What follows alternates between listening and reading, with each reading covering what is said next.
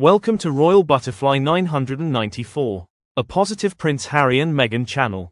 Today, we are sharing an unlikely but long overdue article about the Duchess of Sussex. The British vilification of Meghan, Duchess of Sussex, has reached parody.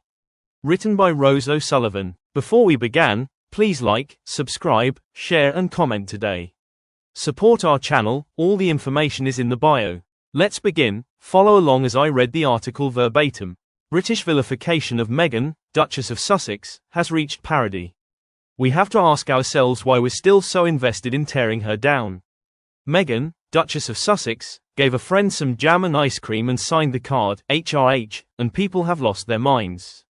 Again, it's all kicked off after the Duchess appeared on a podcast with her pal Jamie Kern-Lima, a neighbor and former CEO of IT Cosmetics, and offered up a few polite tidbits about parenting and ambition. It was uneventful, soft-focus stuff. And yet, somehow, this was treated like a declaration of war on the crown. During the interview, an image was shown of said jam, ice cream, and card, which Meghan had signed, HRH, the Duchess of Sussex. She was accused of dancing on the grave of the royal family, of reigniting tension for a cancer-stricken king. All because Meghan referred to herself as HRH in a note to a friend. Really, this is beyond parody at this stage. The British press and a vocal chunk of the public have developed a visceral, sticky hatred for this woman that no longer makes much sense. It's like an old episode of EastEnders, a storyline people are emotionally addicted to, but can't explain why. Ask someone what Meghan has actually done to deserve this much bile, and you usually get a shrug or a vague, she's just annoying. But she's not leading any revolutions. She's not dishing royal secrets every Thursday. She's parenting, podcasting, sending gift hampers, and generally just living her life in California. Her biggest crime this week seems to be making a digital scrapbook for her kids, emailing them little daily memories, something most mothers would get a round of applause for. Although my mother isn't typically sentimental, she has kept a box of mementos from my youth. Maybe we should cancel her too. The rage, if we're honest, has very little to do with protocol. It's not really about the HRH slip, or even the so-called betrayal of the firm. It's about the story you were sold, that Prince Harry, the cheeky chappie, was supposed to marry someone white, quietly middle class, privately educated, and British. Someone deferential. Instead, he married a divorced, mixed-race, American actress with opinions, ambition and, God forbid, a bit of lead in her pencil. The real issue is that Meghan never played in the background. She spoke, she hugged, she had ideas. She moved abroad. She didn't dim her light, and that broke the unspoken deal.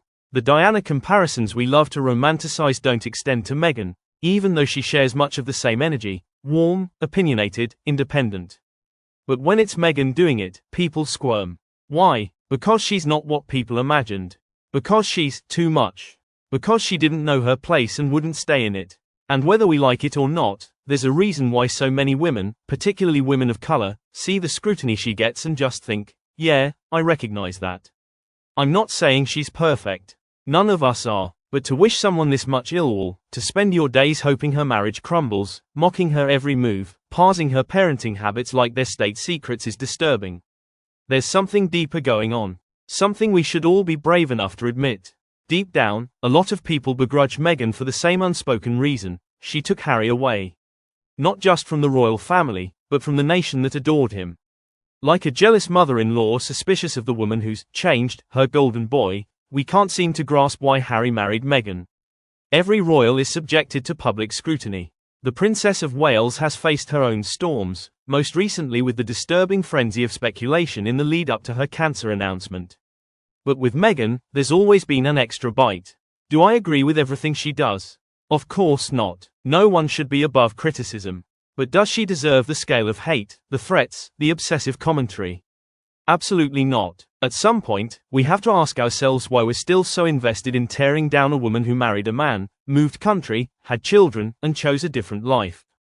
If the worst thing you can say about her is that she signs her name, HRH, in a thank you note or talks about her kids on a podcast, maybe the issue isn't her. Maybe it's us. Supporters of the Sussex family have said for years now. The hate and rage against Meghan, the Duchess of Sussex, is unfounded. Thank you for listening. Have a wonderful day.